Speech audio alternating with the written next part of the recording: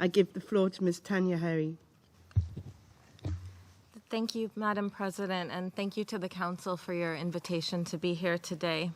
I was born in Haifa in northern Israel and became a U.S. citizen at the age of 5. My parents had moved to Los Angeles in pursuit of a better life.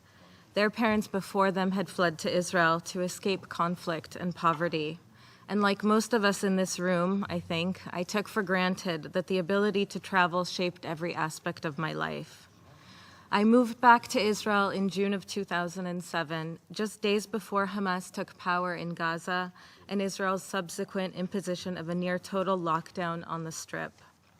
Over the past 12 years, I have seen the devastating impact of Israel's closure policy on Gaza, but also on Israel.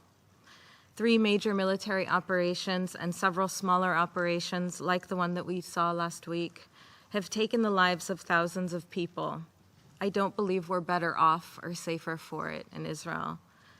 Gisha means access or approach in Hebrew. We're the only Israeli human rights organization focusing on the situation in Gaza and on how reality there is shaped by our government's actions. The prominent discourse about Gaza, especially in Israel, but also in these rooms, revolves around terror or crisis. We're lucky at Gisha to see nuance, entrepreneurship, resilience, and potential through our broad caseload and our range of contacts.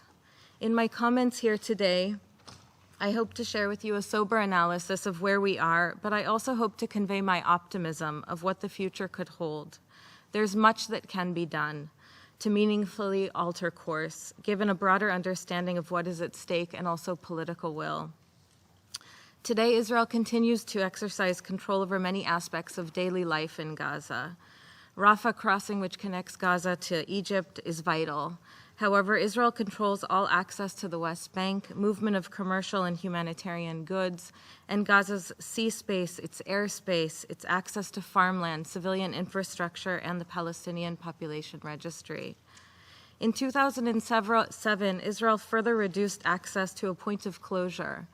Entry of civilian goods was restricted, all exit of goods was blocked, and travel of people was allowed only in what Israel called exceptional humanitarian cases. Far beyond just protecting legitimate security concerns, Israel defined its approach as economic warfare and also the separation policy. It was an effort to apply pressure and simultaneously reinforce Gaza's isolation from the West Bank, primarily to achieve political goals. Certain practices have changed, but overall the picture remains the same. Israel believes that it can manage the humanitarian situation in Gaza, and it has an interest in maintaining the physical and political fragmentation of Palestinians, which allows it to pursue annexation in the West Bank. The changes that have been made to the closure, while important, have not been significant enough to alleviate humanitarian concerns, let alone address wider needs. Unemployment in the Strip remains among the highest in the world. Electricity is available just half of the day, and families struggle to secure clean water. Hopelessness and despair have increased, particularly among young people who account for 70% of the population. That's 1.4 million of the 2 million residents of the Strip. They see no future and feel abandoned by regional leaders and by the international community. Access is repeatedly cited by the World Bank and also by Israeli security officials as a catalyst for well-being and stability. And yet, as the situation in Gaza continues to deteriorate, counterintuitively, obstacles are placed on people trying to improve their conditions and live their lives peacefully. To give a few examples, last year, Gisha invited 24 people from Gaza to a meeting of Israeli, Palestinian, and foreign stakeholders about the situation in the Strip. Only 4 received permits, all men, while the state claimed that, quote, women play too minor of a role in the economy, end quote, to be relevant to discussions about improving economic activity. If you are a woman in Gaza, you are less likely to meet Israel's criteria for work-related travel.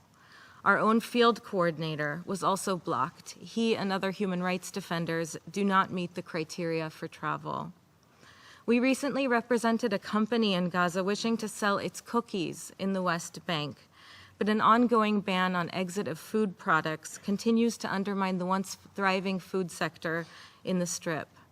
Madam President, I'm honored to be here today to share the stories of these courageous women and men who joined us in challenging movement restrictions. It actually gives me no joy to expose the senselessness and even the cruelty of decisions made daily, ostensibly in my name. In 2018, Gisha was contacted by a man in Gaza whose father in the West Bank had suffered a debilitating stroke.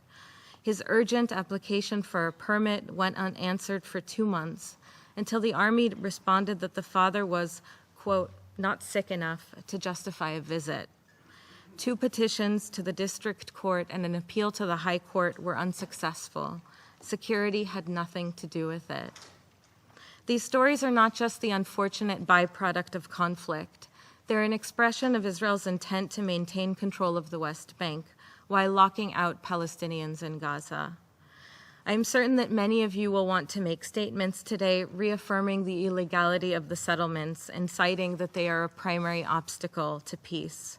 I encourage you to note that the isolation of Gaza is also a primary obstacle, aggravated certainly by Palestinian division, but also driven by deliberate choices on the part of Israel. In March of this year, in defending his decision to allow funds from Qatar to enter the Strip, Prime Minister Benjamin Netanyahu was cited as saying that whoever is against a Palestinian state should be for transferring the funds to Gaza, because maintaining a separation between the Palestinian Authority in the West Bank and Hamas helps prevent the establishment of a Palestinian state. In the absence of self-determination, millions of Palestinians cannot vote for the government with so much power over their lives, and different legal standards are applied to people literally living side by side. The situation cannot be anything other than cause for further instability in the region, but also in some of your capitals. The erosion of norms entailed in maintaining the occupation undermines the universal values of security and human rights on which this very institution was founded. So what can be done? First, access. Rather than allowing the minimum access necessary to prevent further crisis, we believe the international community should insist that Israel allow the maximum access possible, subject only to necessary and reasonable security procedures. Since 2014, we've seen the rate of exit of goods from Gaza increase, but it remains a fraction of what it could be. Restrictions could be lifted on the types of goods that can exit and to which destinations. Also vital for industry, construction, and civilian infrastructure is entry of building and other raw materials, which remain heavily restricted by Israel's broad definition of what constitutes dual-use items. When it comes to movement of people, Israel must remove obstacles on people traveling to reunite with family, to reach jobs and other professional opportunities, especially women, who, as I noted, are disproportionately denied access.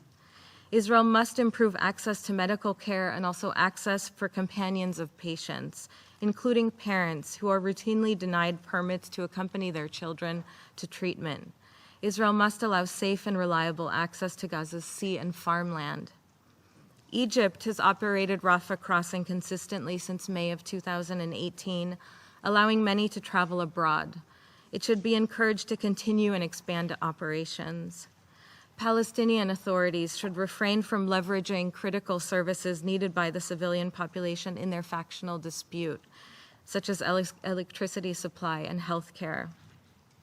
I also believe that the 2 Israeli civilians allegedly held in Gaza should be released immediately as a humanitarian imperative.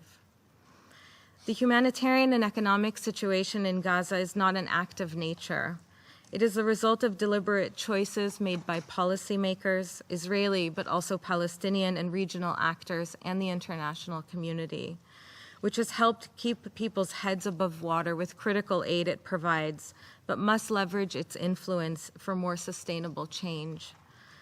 Given recent statements by Israeli officials and their supporters in the current American administration, I don't think we can delude ourselves that a peace process is just around the corner. In the absence of peace, and also to catalyze it, the international community must confront the de facto annexation of the West Bank, together with the isolation of Gaza, taking action to reverse these trends by abiding by its obligation to protect civilians. It should also provide support to civil society. A vibrant community of civil society organizations operates in both Israel and Palestine, but we and our allies are targeted for our work. We are outraged at the expected deportation of our Human Rights Watch colleague, Omar Shakir. But as much as these actions are cause for concern, I believe they're also indication of our growing influence. Many people in Israel may see my appearance here today as an act of disloyalty because we've been taught that it's a zero-sum game, that it's us or them. In fact, it's just the opposite. The well-being of Israelis and Palestinians is interlinked, and we should address Palestinian security just as much as we do Israeli security. To conclude, the international community has a claim, a moral responsibility, and a vested interest to pursue peace, and with it, accountability for rights violations. If nothing else, the desire of some to undermine the foundations on which this institution, the United Nations, rests, should be a loud wake-up call and should unite the international community in action. Young people in Israel and in Palestine will thank you for it. Thank you very much for your attention. I thank Ms. Hary for her briefing. I'll now give the floor to council members who wish to make statements.